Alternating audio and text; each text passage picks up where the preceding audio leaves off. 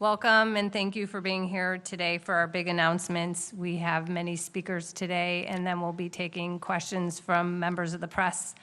It is my pleasure to welcome to the podium HHS Secretary Robert F. Kennedy Jr.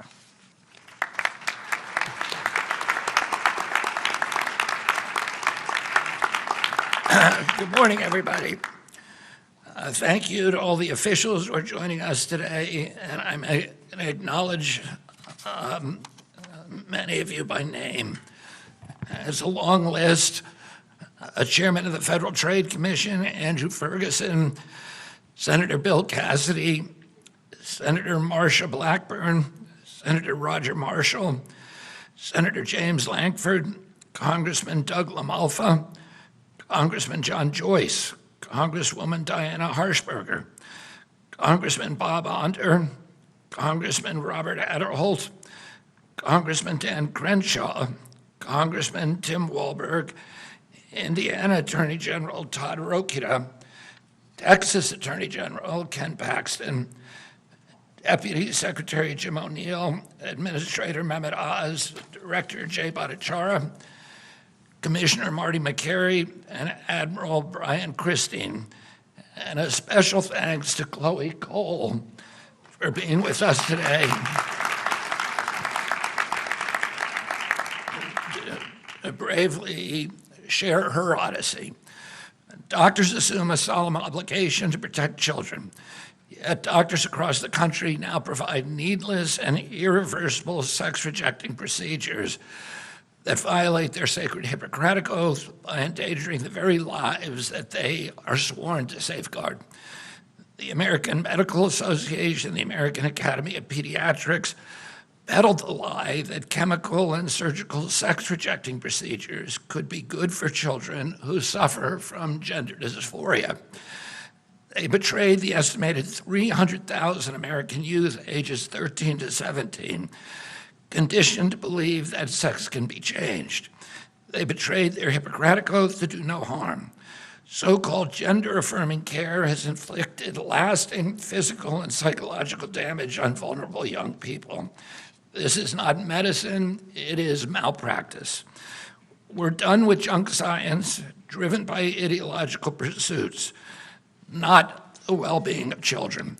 A peer-reviewed report published by the HHS Office of the Assistant Secretary for Health last month confirms that sex-rejecting procedures impose medical dangers and lasting harm on children who receive these interventions. So today we are taking 6 decisive actions guided by gold standard science and the week 1 executive order from President Trump to protect children from chemical and surgical mutilation. This morning I signed a declaration: sex-rejecting procedures are neither safe nor effective treatment for children with gender dysphoria.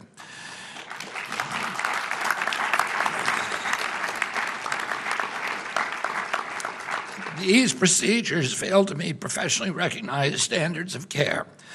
Medical professionals or entities providing sex-rejecting procedures to children are out of compliance with these standards of health care.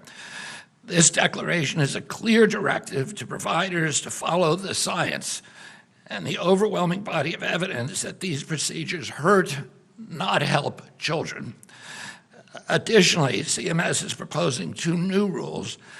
The first rule will bar hospitals that participate in Medicare and Medicaid, which is almost every hospital, from performing these dangerous and harmful procedures. The second rule prohibits the federal Medicaid dollars from funding sex-rejecting procedures on minors. The FDA is issuing warning letters to 12 manufacturers of breast binders, which are medical devices used for purposes such as assistance and recovery from cancer-related mastectomies. The FDA is telling these companies that the illegal marketing of breast binders to children for the purpose of treating gender dysphoria commits significant regulatory violations and requires swift congressional or corrective action. If the manufacturers don't comply, they could face enforcement actions, including product seizures. Furthermore, HHS is also moving to reverse the Biden administration's attempt to include gender dysphoria within the definition of disability. My uncle, Ted Kennedy, was the primary author of the Americans with Disabilities Act and of the 1978 amendments that strengthened the Rehabilitation Act. The Biden-era amendments that designated gender dysphoria as a disability served the commercial interest of a predatory, multi-billion-dollar industry that betrayed the original intention of those laws and engendered widespread public resentments against those laws among the American people and discredited the statutes in the public mind. These are statutes that were designed to protect the most vulnerable Americans, and the misuse of these statutes for these purposes injures the statutes themselves and injures other people who are entitled to that protection and who Americans want to see protected. Our proposed rule will reassure recipients of HHS funding that policies preventing or limiting sex-rejecting procedures do not violate disability non-discrimination requirements. Finally, our Assistant Secretary of Health, Admiral Brian Christine, today signed a public health message to inform healthcare providers, families, and policymakers that current evidence does not support claims that puberty blockers, cross-sex hormones, and surgeries are safe and effective treatments for pediatric gender dysphoria. These announcements are grounded in evidence and shaped by compassion. President Trump has made child protection a national priority.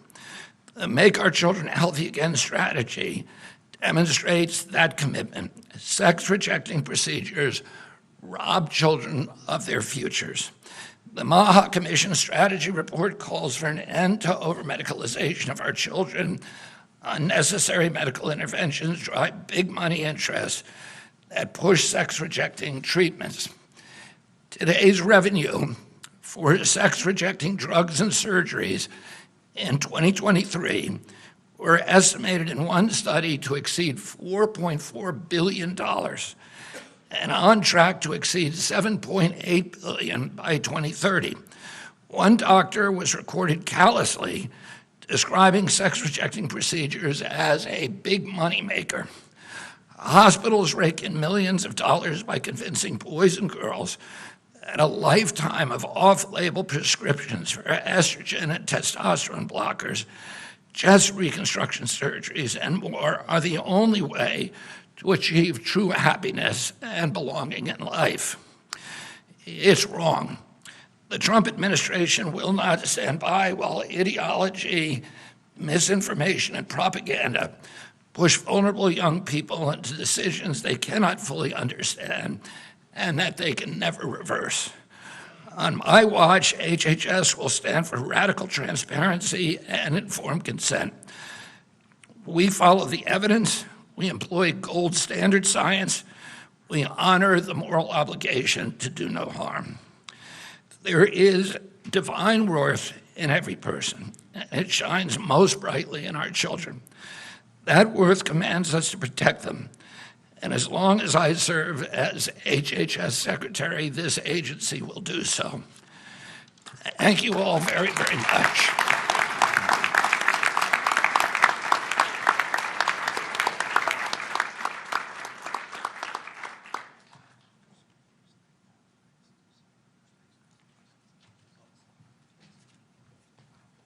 Sorry, I thought I was last. I guess I'm not. Secretary Kennedy, thank you very much. His bold words tonight reflect a deep passion that he's expressed since very early in this administration, and it represents why HHS needs to be in the forefront of issues like this. The white paper that was crafted, it's several hundred pages long, but is actually a superb document, created a foundation for CMS, my agency, Medicare and Medicaid, to take bold action as well to address some of the challenges. But I want to take a second and outline where we are right now. There's an op-ed that Steph Carlton, my chief of staff, who's over here somewhere, and I penned that just issued while we've been sitting here, and it highlights some of these issues. But of course, it all came out of the executive order of the president protecting children from chemical and surgical mutilation. Simple title, descriptive and accurate in its desire to do just that. And today we will deliver that to the president and to the secretary. Many of you, as you walked through the front portal of this building, the Hubert Humphrey building, saw Senator Humphrey's quote on the side wall. And he speaks about the moral obligation of government to take care of those at the dawn of life, our children. 53% of children in America are in Medicaid or CHIP programs. So we provide insurance to most children, and commercial insurance follow us. But we are in a weird place in America where we have mixed politics and medicine. And you know what you get when you mix politics and medicine? Politics. There is no medicine left. We witnessed that with bizarre statements, predatory actions, and many other activities that I think have forced children to the tip of the spear where they have brunt the burden of this toxic combination. We've been told that permanently altering bodies of children, and the children are told this as well, will bring them lasting peace. But few have achieved the inner peace promised by these charlatans, and the talking heads, the media personalities, the social media posts, all these have created a dishonest narrative. And of course, many of these children are left with the most tragic parts of all the treatments that they've succumbed themselves to. Many physicians as well have been pressured into compliance. The white paper outlines this, with the dangerous progressive ideology that treats children like lab mice. And because often in medical school you're taught to go along to get along, they have not been willing to rear their heads and bravely say what they know to be right, which is that these procedures are wrong. Individuals who question their sexuality are treated by medical professionals on the fast track, that's what it's called, approach to care, resulting in drastic interventions that merely increase the distress they're already suffering from. Under politicized medicine, people suffer long-term consequences. Let me go through the three major categories. Puberty blockers, reduce bone density, alter brain development, which is a real problem when you're 11, 12, 13 years of age, and disrupt sexual function for the rest of your life, oftentimes. Cross-sex hormones cause irreversible changes, including infertility, loss of sexual function, even cardiovascular issues, as well as long-term endocrine problems. And of course, the surgical interventions where you remove healthy organs, despicable and reprehensible as it is, permanently alter appearances and destroy children's lives. So let's talk a moment right now about the big question. This dangerous fast-track approach in invasive treatment, what it really does is slap a Band-Aid on a much deeper pathology, a much deeper problem, the underlying issue of gender dysphoria. It denies patients the opportunity to be seen for who they really are. The doctor can't look them in the eyes and treat them like a child that's confused and lost and needs help. They become an opportunity. They become eventually a victim. Reasonable evidence-based objections that a child's confusion might resolve over time have been ignored, even though it makes common sense, and it turns out from numerous studies now in Europe to be true. Again, we outlined these in the op-ed. And this is not how clinicians respond to the care of other pediatric issues, but it's how we respond to pediatric adolescent mental distress. And the medically honest approach is to at least start slowly, the least invasive possible, psychotherapy, counseling, including family counseling, evaluation of other conditions like ADHD and autism, and of course treatment of the anxiety and depression that so often is included with this diagnosis. There's lots of reasons we're having this problem. Social media is obviously a concern. There's been an explosion of discussions within children's groups about these topics. The surge has also been accompanied by healthcare professionals advocating that there's not going to be any opportunity to push a child to think twice about the decision they might have wandered into mistakenly in a whimsical moment. And 57% increase in suicide rates over the last great data we have, which is from the teens, is also a concern, with teenage children bearing the brunt of this. American taxpayers should not have to foot the bill for ideologically driven experiments on our nation's youth, and hospitals that we deem must meet the minimum quality standards of care and safety should not be conducting these experiments when we know so little about what is happening with our youth. Now the important part. For these reasons, and I can go on and on, just document the white paper that the Secretary commissions over 300 pages long, we're taking major steps at CMS to stop a funding process that has led to irreversible medical interventions with two major actions. The first, we're announcing a notice of proposed rulemaking that ends taxpayer funding of sex-rejecting procedures for children in Medicaid and CHIP, full stop.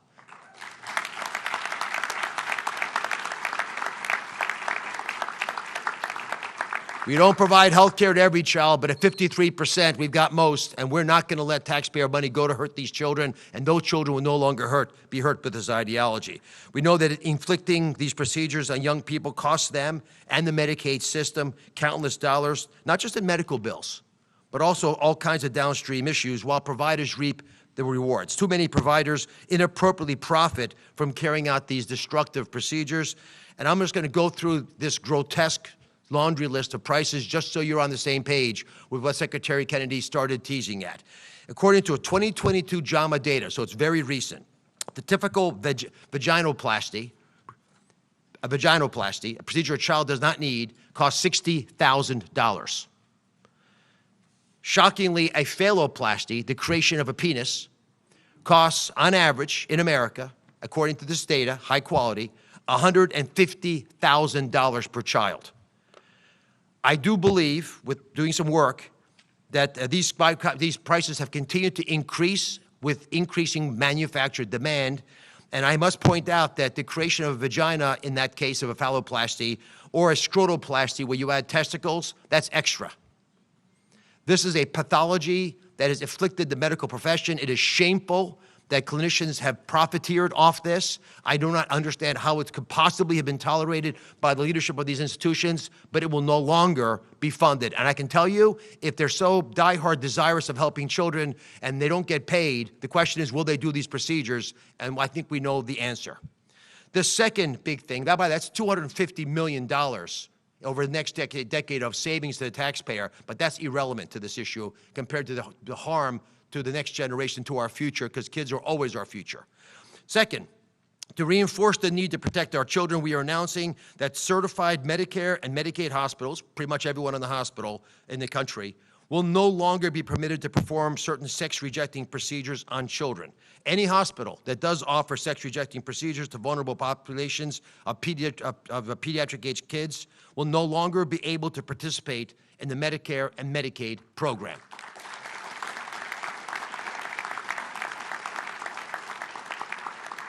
We want our hospitals returning to healing, not harming the patients entrusted with their care, or they're going to pay a very steep price. These actions are part of an all-government effort led by President Trump and spearheaded by Secretary Kennedy to protect vulnerable individuals and genuinely make America healthy again. This is not just smart, science-based health policy. It is our moral duty, as Senator Humphrey mentioned 50 years ago. I'm passionate about this issue. My whole team is passionate about this issue. Secretary Kennedy, God bless you for pushing forward on this.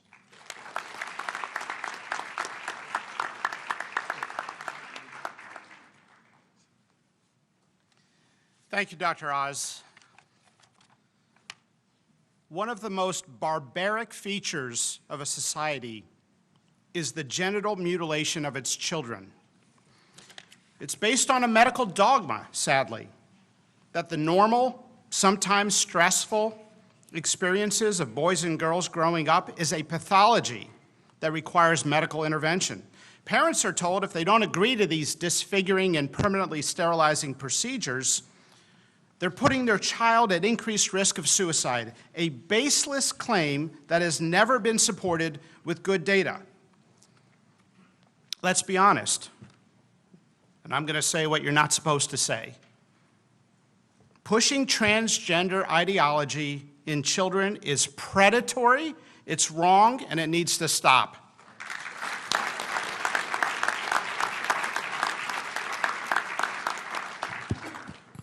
This ideology is a belief system that some teachers, some pediatricians, and others are selling to children without their parents knowing sometimes, or with a deliberate attempt to remove parents from the decision-making. Puberty can be stressful, and for all of history, being a kid and interacting with kids from the opposite gender can be awkward, even confusing at times. But to see now a society putting kids on a path of chest binders, drugs, castration, mastectomies, and other procedures is a path that now many kids regret. And Khloe, I've got to say, your testimony in front of the Hill was one of the best descriptions I've heard on this issue ever. Maybe one of the best descriptions I've heard of any topic ever presented in front of Congress, and it's an honor to be here with you.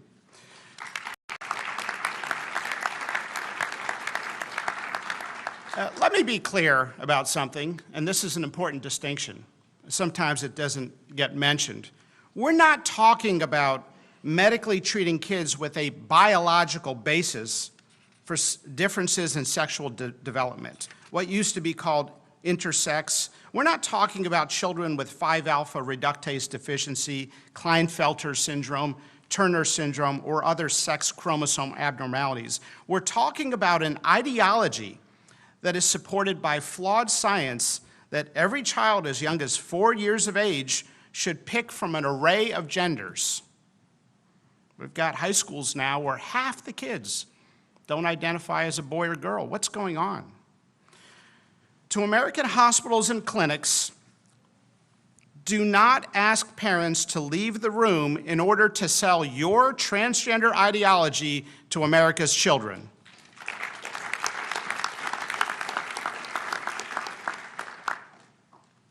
How is it that a child cannot get an ibuprofen without their parents' consent at school? Yet states like California are arguing that children should be able to make irreversible choices without their parents' knowledge. The UK actually did a comprehensive review in the Cass Commission of the medical literature and found there's no role for puberty blockers in many of these interventions. We as doctors have a duty to speak up, and that's why we're here, against this cruel practice. It's been hard to speak honestly on this topic. Many in academia who have challenged the dogma have been railroaded, dismissed, fired, or labeled in a form of modern-day McCarthyism. Just ask the former Brown University professor Lisa Lippman, whose research suggested that transgenderism was a socially contagious condition. Brown University persecuted her and did not renew her contract. And this is the story of many academics that are trying to speak common sense to this insanity. Let's stop with the labeling and let's have an honest conversation about what's best for America's children. Today, the FDA is taking action. We are sending warning letters to 12 manufacturers and retailers for illegal marketing of breast binders for children for the purposes of treating gender dysphoria. Breast binders are a Class 1 medical device with legitimate medical users, such as being used by women after breast cancer surgery.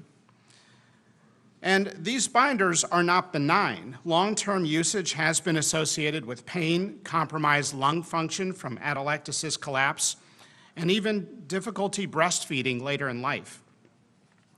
The warning letters will formally notify the companies of their significant regulatory violations and require prompt corrective action. And I want to say thank you, President Trump, for signing the executive order to have us look into this. Thank you to Secretary Kennedy for speaking directly to this issue, to Mehmet Oz for finally ending government-funded sex transition procedures in the United States, to Jim O'Neill for his leadership, Brian Christine, Jay Bhattacharya, to Khloe for sharing her personal experience, to the entire team, to the many members here, Senators Marshall, Cassidy, Langford, Blackburn. You've taken risk and stood up on this topic and stood for what's right. Congressman Wahlberg, Adderholt, Harshberger, Crenshaw, AG Paxton. It's not easy to speak up on these issues, and you've done it at personal career risk. Thank you for speaking up for American children. It's time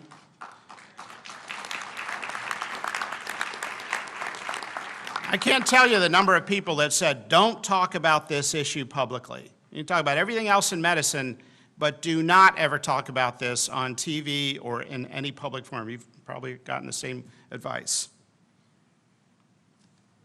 But we're going to keep fighting for American children.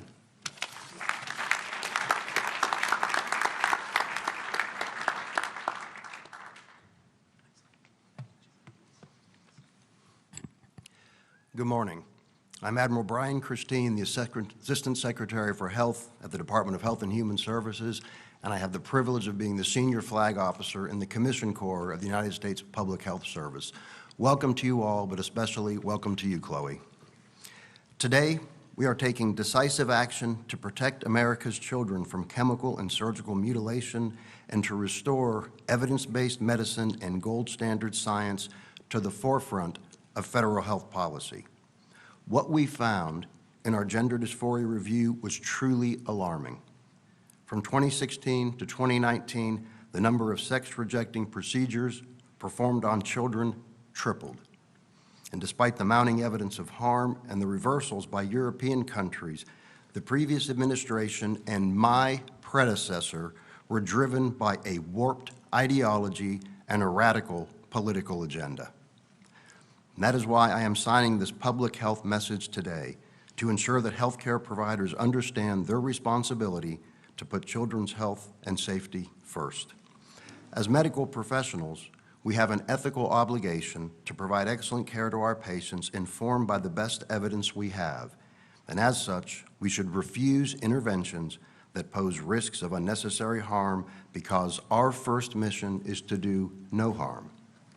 For the safety of our children, medical professionals should refuse to provide puberty blockers, cross-sex hormones, and surgical interventions.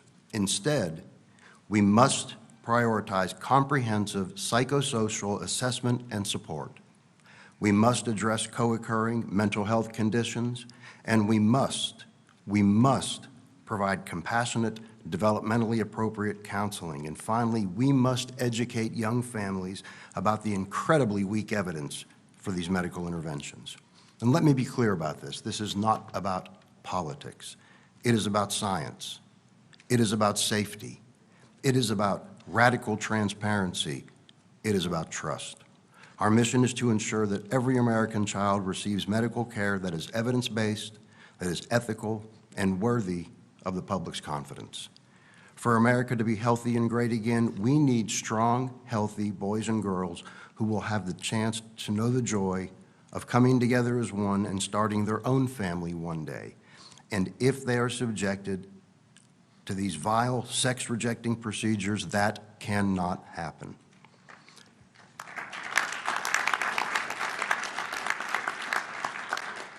Protecting our children's health and their future is good medicine. Protecting our children's health and their future is our moral obligation.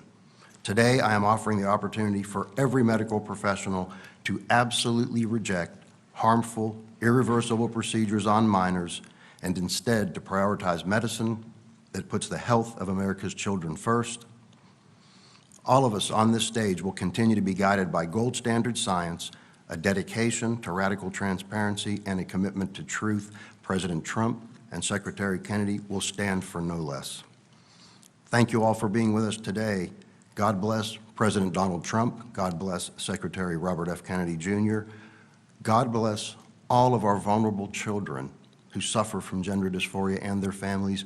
God bless Khloe Cole, and God bless our republic. Thank you.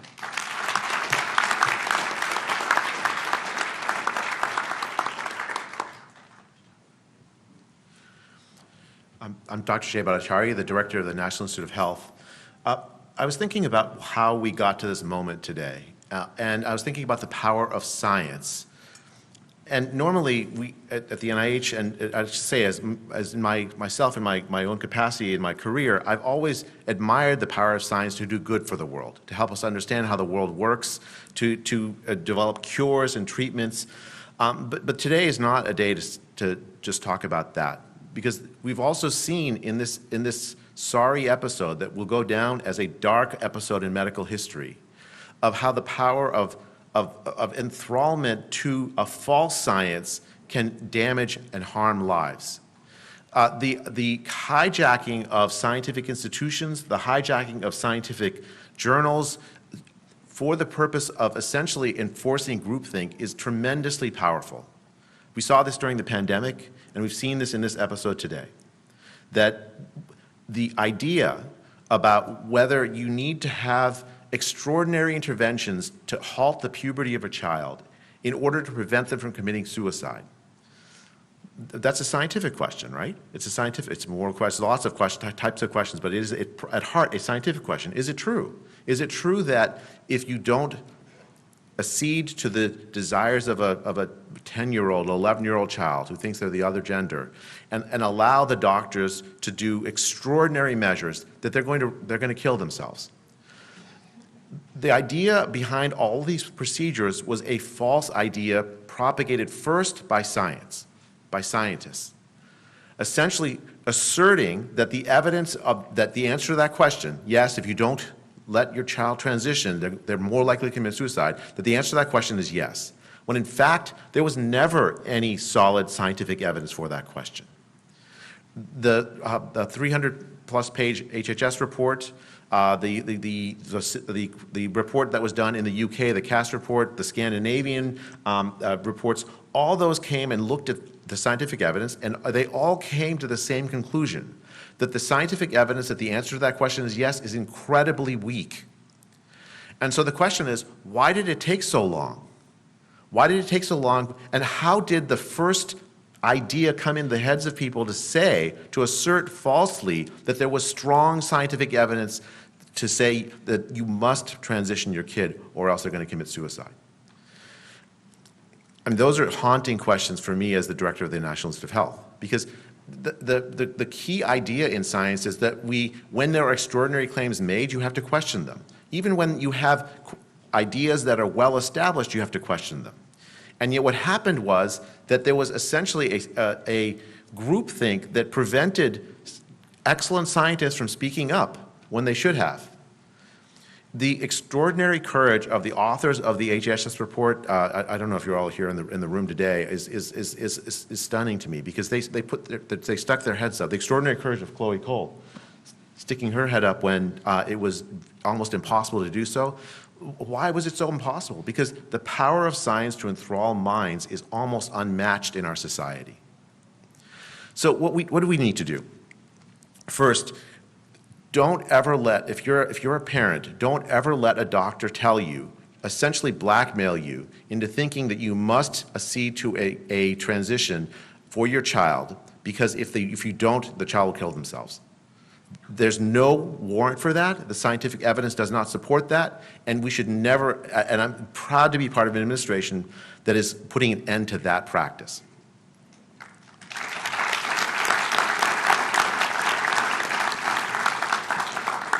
Second, this is the policy announcement.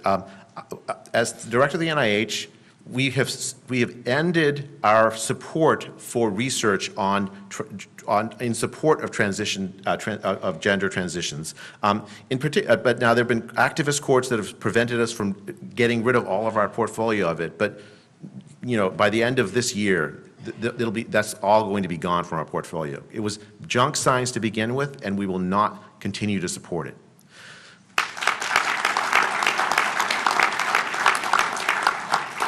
Let me tell you an anecdote about this. There was a researcher that the NIH funded that did a study of whether, to answer the question, was it more likely that a child who didn't transition would commit suicide?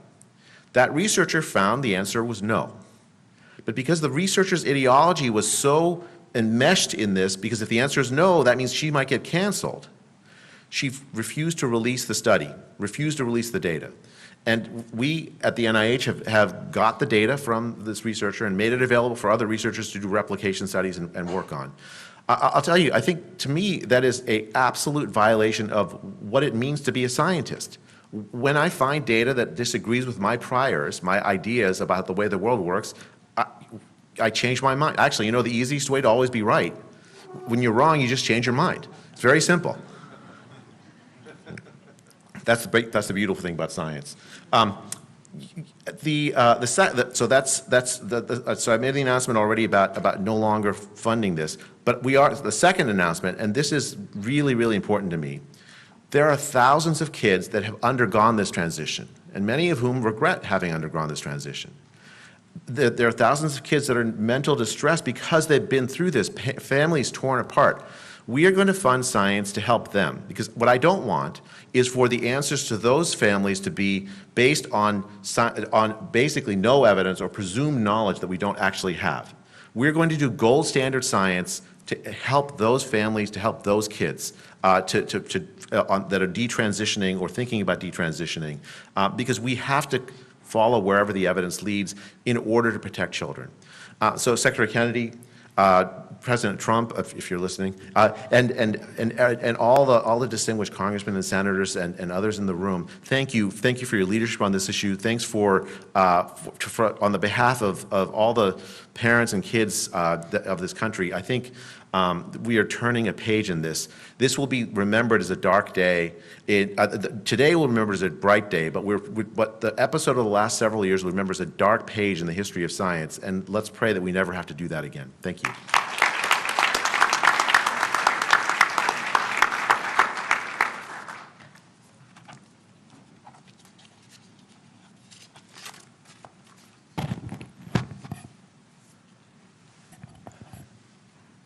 Men are men. Men can never become women. Women are women. Women can never become men.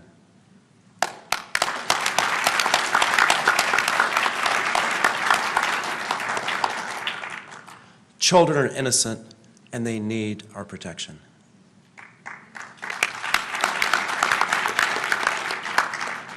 It takes organized efforts to deny these fundamental truths. Sadly, we've seen such efforts succeed from time to time. The denial of fundamental truths can destroy nations from within. At the root of the evils we face, such as the blurring of the lines between sexes and radical social agendas, is a hatred for nature as God designed it, and for life as it was meant to be lived. This ideology does not just deny biology, it declares war against it. As part of the Biden administration's war on nature, this department perverted the Rehabilitation Act of 1973. They pretended that gender dysphoria was a disability to force healthcare providers and programs to mutilate minors. Without the reforms Secretary Kennedy made today, more children would be coerced into life-altering interventions that many will deeply regret. Thankfully, President Trump and Secretary Kennedy are stopping this madness and stopping the war. Through the leadership of Paula Stannard and the Office for Civil Rights, our proposed rule would revise Section 504 of the Rehabilitation Act to exclude gender dysphoria not resulting from physical impairments. We are reassuring recipients of HHS funding that policies preventing or limiting sex-rejecting procedures do not violate Section 504's disability non-discrimination requirements. Previous speakers have discussed treatment for pediatric gender dysphoria, review of evidence and best practices, our rigorous study of the medical dangers posed to children from attempts to change their sex. Everyone should read this study. Khloe, thank you for your relentless advocacy to protect children from harm. Body dysmorphia and gender dysmorphia and alienation and social contagion cause a lot of children to suffer. As Jay and Brian said, we are working on approaches and solutions. Today, we are drawing a line to stop these problems from becoming worse. Compassion compels us to do so. Thank you.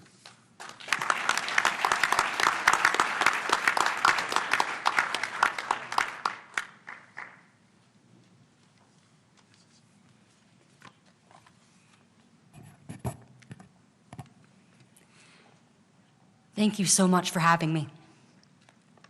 It's an honor to be here and to be able to speak on behalf of American children whose innocence and health are being compromised, whose lives are being ripped apart by ideologically driven medical experimentation. I represent a community of people who have been harmed by these procedures and yet largely are ignored by the same doctors, the same clinics and medical system that have harmed us.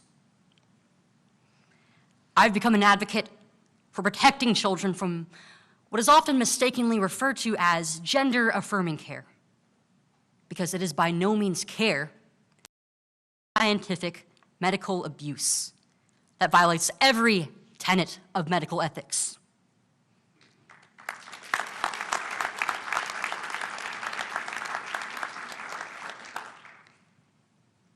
This ideology is festering at an unimaginable scale within our hospital systems, our culture, our communities, and to many, within our own families. For me, it started with being lied to about who I was by adults outside of my family. I was made to feel that the way that God beautifully made me was in fact a mistake that could only be fixed by so-called modern medicine. My doctors, rather than guiding me, they affirmed my childish misgivings about my developing body. My belief that I wasn't just a tomboy, that if I liked having short hair, if I liked being around the boys more, if I behaved more like my older brothers, I actually was a boy who just so happened to be born in a girl's body. At 13 years old, I was administered puberty blockers and testosterone in high doses. And when I was only 15, they removed my breasts. My questions about whether I will be able to have children or about the future of my reproductive health and my overall health have gone unanswered. But that mastectomy ensured that I am never going to be able to nourish whatever children I may have. And this happened before I was even mature enough to understand that one day I would aspire to become a mother. Because of the moral failings of my doctors, I forever have lost significant parts of my identity as a now adult woman while I was still a child. And there are tears that I don't show to the world. There is grief that every single day I carry with me silently. The only thing in the world that makes me angrier is knowing that this is continuing to happen to children all across the United States and throughout the globe. But they messed with the wrong kid.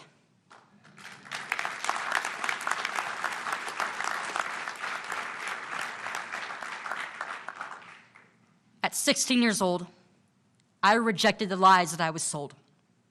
I detransitioned, and I chose to face the world and sound the alarm on what is happening to my generation, both in the hopes that this would set forth a movement of young people who chose to break free from ideology, and also that one day, no child would ever have to speak up about this ever again.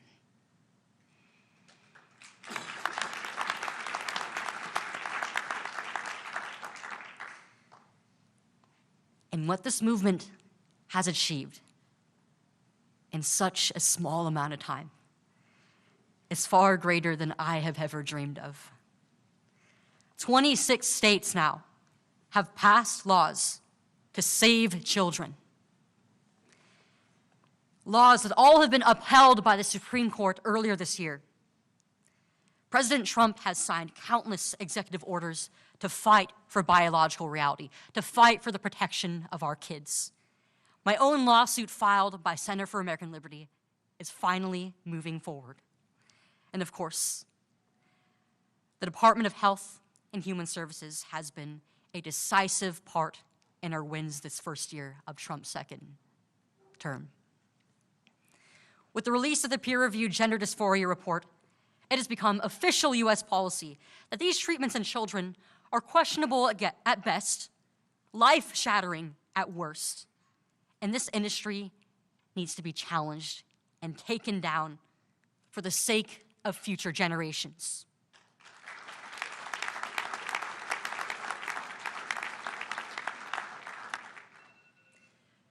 Because there is no such thing as being transgender, nor children born in the wrong bodies. Every boy and every girl deserves to be loved the way that they were beautifully created in their mother's womb. And to the young people out there who are struggling with this mental illness, I want you to know that there is a better way out. And it's not too late to accept the beautiful way that God has created you.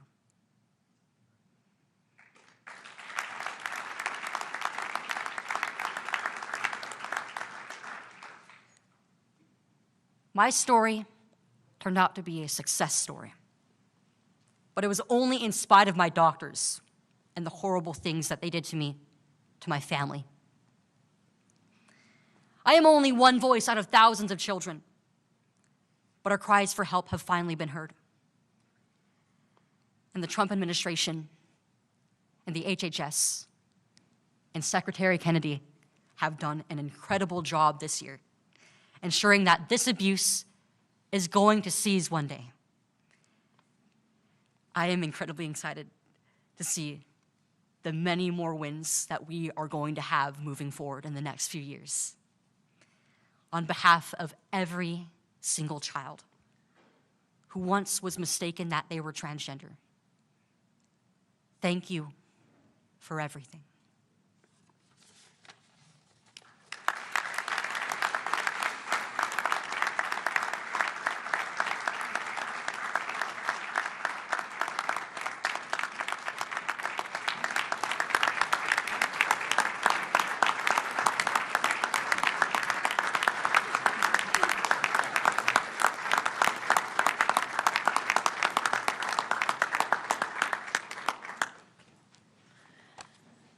Thank you, everyone. Thank you for all the comments today.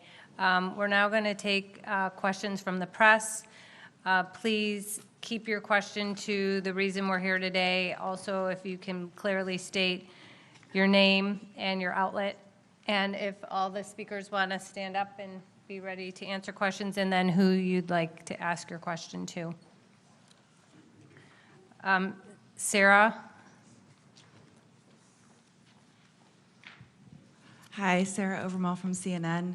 I first wanted to ask just if you have a sense in Medicare and Medicaid how much gender identity care was being funded or paid for, but also all of you mentioned in some capacity mental health care resources. So does this go with more support for mental health care and well-being in children? Our estimate, we know in 2023 there's $30 million spent. Our estimate is over 10 years, it would have been $250 million at least. We have mental health care services available. Our challenge, as you know, is enough practitioners in mental health care who can deal with these issues. Jay Bhattacharya's important work at the NIH is going to help us address what we should have always been searching for, which is the underlying emotional issues driving a lot of these behavioral changes and better ways of treating them. And I'm confident that with the money that we save, we have plenty of resources, but we had them anyway to deal with this problem the right way. Putting a Band-Aid on this problem using aggressive surgery and chemical approaches was never wise.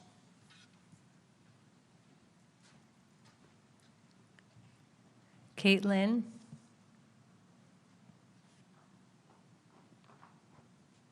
Hi, this is Caitlin Richardson with the Daily Caller News Foundation.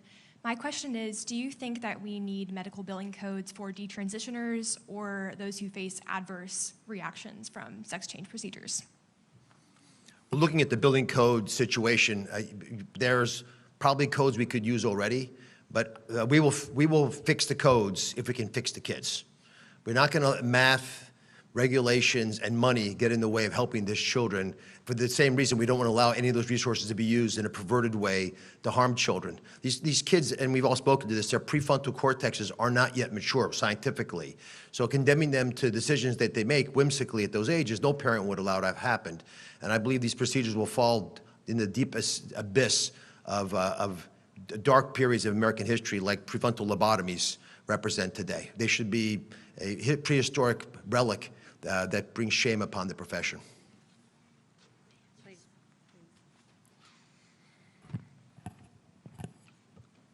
I think that it's incredibly important that within the medical system, we get measures passed and we have billing codes written for those who detransition or regret their transition or have been harmed by any of these procedures, even if they choose not to detransition. Because to speak to my own experience as somebody who has gone through the system, the suffering doesn't end the moment that you detransition. These procedures are not reversible in any way. We don't know how they are going to affect the human body in the long term. But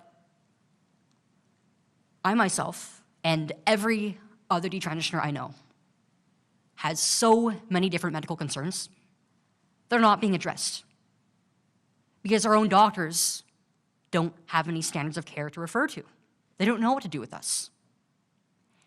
It's been 5 years since I've had my mastectomy, over 4 years since I've detransitioned, and not a single doctor who I have been to has been able to help me with any of my concerns. Oftentimes when I go to a doctor and I tell them about my medical history, they just try to refer me back to the same gender clinic system where I got hurt in the first place. This needs to change. Right now, there really is no infrastructure that is prepared for the thousands of patients who regret this and have been harmed and will continue to be harmed until this is stopped. It doesn't just stop at protecting children and preventing what happened to me. We need to address what happens to those who have already been through this.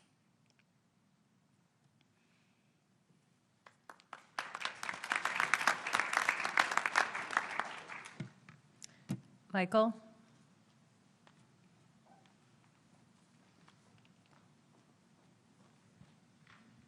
Hi, Mike Emanuel from Fox. Mr. Secretary, I have no doubt taxpayers and many parents are relieved by what you are doing.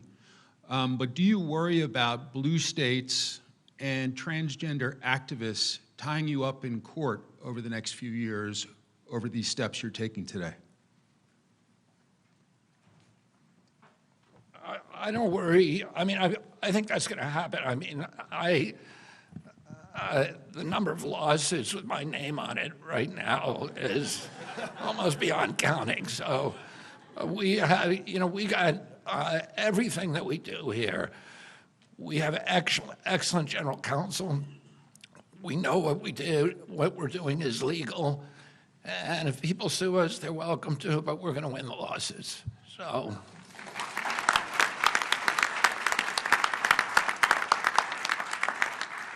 Jonathan Brown. Hi, Jonathan with the Christian Post. What effects do you believe that these standards will have throughout the world in places where they're also struggling with these issues? So this department, under President Trump's previous term, launched the Geneva Consensus Declaration, which is a multilateral organization of many other member states that support each other on this issue as well as other social issues. I just had the honor of speaking at the annual meeting of the Geneva Consensus Declaration about 6 weeks ago, and there was a lot of support. As you heard, there's been a lot of reference to scientific studies in other countries here. I think the report we've all talked about today that was published here will be read around the world and translated. So there is a lot of cooperation between many nations. That's right there.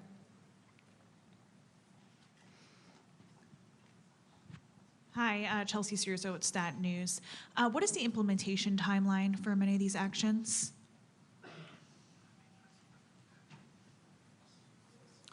The notice of proposed rulemaking generally is a 60 to 90-day period of comment, and following which we will evaluate all the answers and thoughts and recommendations we hear and issue our final ruling. For the OCR rule, changing the definition of disability to exclude gender dysphoria has a 30-day comment period, and then we will finalize it. Great, and our last question right there. Thank you. Arthur Jones II, ABC News. Secretary Kennedy, you made a statement that said these procedures rob children of their futures. How much input did you get from parents and schools and those that are closest to the child? We've had, throughout President Trump's campaign, we were approached by thousands and thousands of people, parents and kids, like people like Khloe, and so we heard a lot from the public. I think the most profound impact on the decisions we have today were taken after we reviewed the science, and we have a 300-page report. I urge you to read it. I don't think anybody can read that science without saying we made a huge mistake here. And this is a disgrace to the medical profession. It's a disgrace to the medical establishment that they let this go on for so long based upon so little positive data and overwhelming data against these procedures. Thank you so much for being here.